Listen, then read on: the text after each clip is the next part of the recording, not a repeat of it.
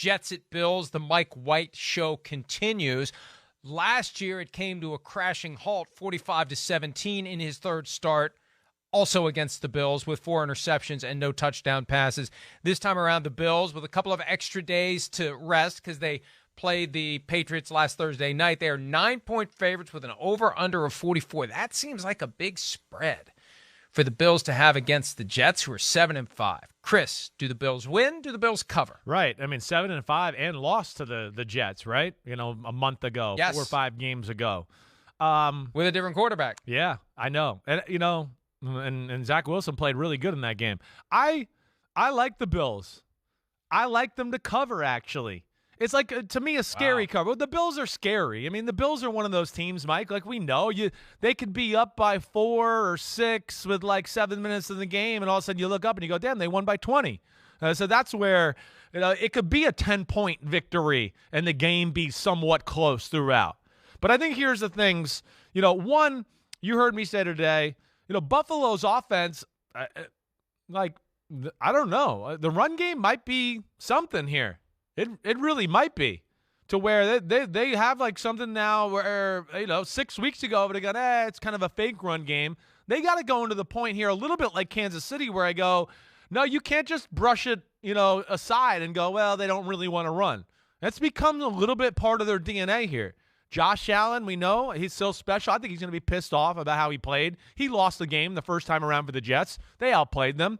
And then, you know, at home, you said it, longer week. Jets come off an emotional loss. And here's the last thing that I just like the Bills, and I'm going Bills 27-17. It's just that the Jets, I don't think their run game is good enough, so they're not going to be able to rely on that. And to me, the Jets are a little too predictable in the pass game. That'd be the other thing I say. I mean, they lead the league in throwing the swing route to the running back, or the guy they fake the reverse out, throw it out there, or a slant over the middle. It's kind of like the basis of their pass offense. And usually when you're kind of like that, McDermott and Leslie Frazier tear you apart. Bills 27-17. I've got Buffalo as well. And actually, I misspoke earlier. My Las Vegas score is 30-20. My Bills score is 31-20. I was trying to talk myself out of a cover by the Bills here, but I think what really has helped invigorate them, you know, they've got closer together as a result of those 2 weird games following the snowstorm. Yep. They had the Minnesota loss that really could have taken the air out of the balloon for them. The storm brought them together. They won in Detroit against the Browns. They won in Detroit against the Lions. And both were dominant, games were kind of sluggish. But then the Patriots, it all clicked. Right. And then the Chiefs lose, and they slip back into the driver's seat for the 1 seed.